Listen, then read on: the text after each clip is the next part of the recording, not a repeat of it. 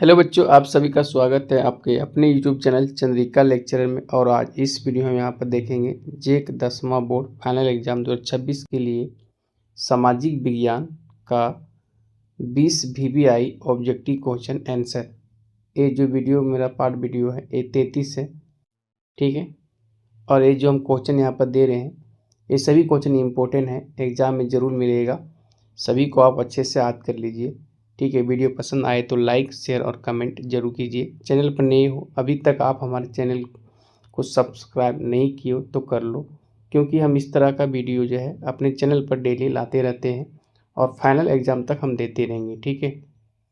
तो देखते हैं यहाँ पर 10वां class social science 20 VBI objective question answer, ठीक है। कक्षा 10 सामाजिक विज्ञान 2026 बोर्ड, ओके। तो पहला क्वेश्चन यहाँ पर लेते हैं हम, ठीक है। पहला क्वेश्चन है, उदारवादी राष्ट्रवादियों ने किसके विरुद्ध क्रांतियों का नेतृत्व किया? तो इसका सही आंसर हो जाएगा रूढ़िवादी व्यवस्था के विरुद्ध, ठीक है। पहला ऑप्शन यहाँ पर सही होंगे, ओके। नेक्स्ट दूसरा क्वेश्चन है कि फ्रांस में रूढ़िवादियों के विरुद्ध पहला विद्रोह कब हुआ? तो 1830 ईस्वी को हुआ। तीसरा ऑप्शन सही होंगे यहाँ पर। नेक्स्ट क्वेश्चन, जुलाई 1830 की क्रांति के बाद किस राजवंश को सत्ता से हटा दिया गया? फ्रांस में बात हो रहा है ये, तो बुर्बो राजवंश को फ्रांस में जो है हटा दिया गया, ठीक है, सत्ता से, बुर्बो राजवंश को। नेक्स्ट क्वेश्चन, उदारवादी राष्ट्रवादियों ने राजतंत्र को हटाकर किस व्यवस्था को स्थापित किया? तो ये व्यवस्था है संवैधानिक राजतंत्र, ठीक है। तो पहला ऑप्शन यहाँ पर सही होगा, राजतंत्र को हटाकर और वहाँ पर संवैधानिक राजतंत्र स्थापित हुआ, ठीक है। नेक्स्ट, यह किसका कथन है? जब फ्रांस चीखता है तो बाकी यूरोप को सर्दी जुकाम हो जाता है। MVBI क्वेश्चन है, most very important objective question है ये, ठीक है। कई बार ये क्वेश्चन रिपीट हुआ है फाइनल एग्जाम में। तो सही आंसर जाएगा मेटरनिक ने कहा है कि जब फ्रांस चीखता है तो बाकी यूरोप को सर्दी जुकाम हो जाता है। नेक्स्ट, यूनान को स्वतंत्र राष्ट्र कब घोषित किया गया? 1832 ईस्वी को यूनान जो है स्वतंत्र हुआ, ठीक है। 1832 ईस्वी यूनान को स्वतंत्र राष्ट्र कब घोषित किया गया? 1832 ईस्वी को। नेक्स्ट क्वेश्चन, अपनी स्वतंत्रता से पहले यूनान किस साम्राज्य के अधीन था? तो ये ओटोमन साम्राज्य के अधीन था, ठीक है, यूनान। नेक्स्ट क्वेश्चन, किसे यूरोपीय सभ्यता का पालना कहा जाता है? ये यूनान को कहा जाता है, ठीक है। यूनान को यूरोपीय सभ्यता का पालना कहा जाता है। तीसरा ऑप्शन यहाँ पर सही होंगे। नेक्स्ट क्वेश्चन, यूनानी स्वतंत्रता आंदोलन के दौरान कौन ब्रिटिश कवि शहीद हुए? यूनानी स्वतंत्रता आंदोलन के दौरान कौन ब्रिटिश कवि शहीद हुए? उनका नाम था लॉर्ड बायरन, ठीक है। यह एक ब्रिटिश कवि थे, ओके। यह यूनानी स्वतंत्रता आंदोलन के समय शहीद हुए, ठीक है। तो पहला ऑप्शन यहाँ पर सही होगा। नेक्स्ट, 1832 में किस संधि द्वारा यूनान को एक स्वतंत्र राष्ट्र के रूप में मान्यता मिली? तो वह संधि था कुस्तुनतुनिया संधि, ठीक है, ओके। इसके द्वारा यूनान को 1832 में एक स्वतंत्र राष्ट्र के रूप में मान्यता मिली। नेक्स्ट क्वेश्चन, देखो हम इसमें जो 20 क्वेश्चन लिए हैं ना, हम यहाँ पर इतिहास और भूगोल से लिए हैं, ठीक है। 10 क्वेश्चन इतिहास से, 10 क्वेश्चन भूगोल से लिए हैं। और ये जो हम क्वेश्चन दे रहे हैं सभी MVBI most very important objective question है, ओके। कई बार एग्जाम में रिपीट भी हुआ है, ओके। चलिए देखते हैं, अब हम यहाँ पर भूगोल से देखेंगे।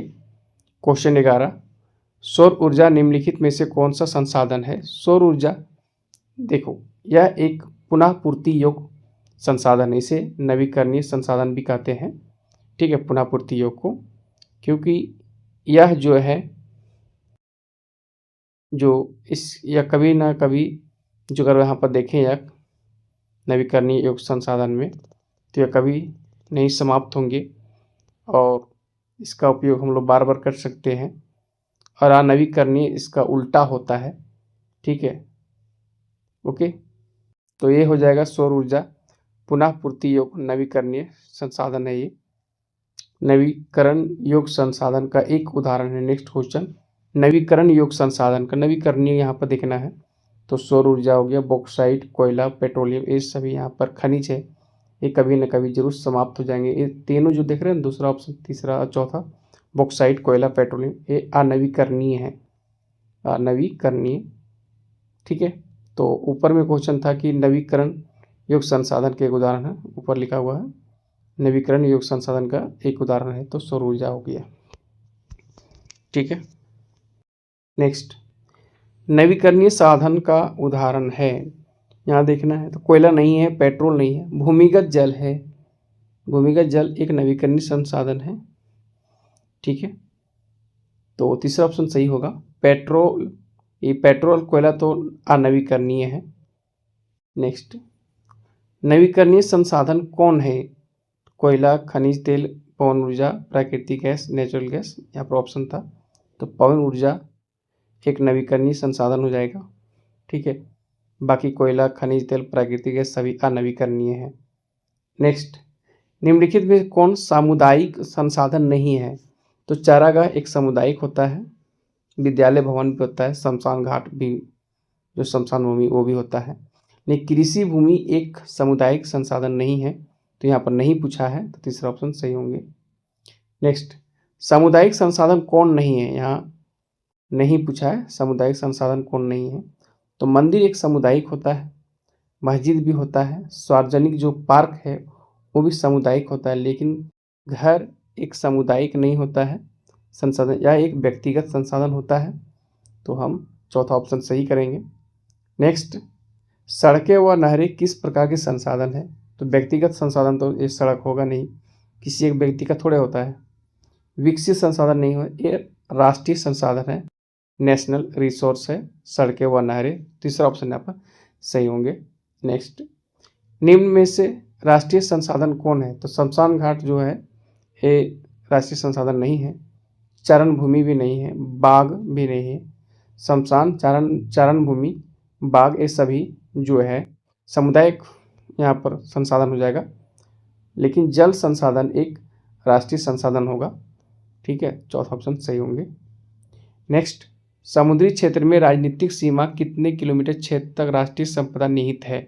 200 किलोमीटर, 40 किलोमीटर की 22.2 किलोमीटर की 12.4 किलोमीटर, तो सही आंसर हो जाएगा 22.2 किलोमीटर। ठीक है, समुद्री क्षेत्र में राजनीतिक सीमा के कितने किलोमीटर क्षेत्र तक राष्ट्रीय संपदा निहित है?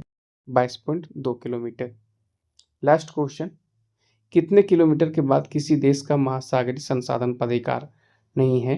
वो है 200 किलोमीटर के बाद।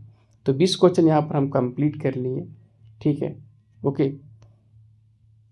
वीडियो कैसा लगा? अच्छा लगा तो लाइक, शेयर और कमेंट जरूर कीजिए। मिलते हैं नेक्स्ट वीडियो में। ठीक है, ओके।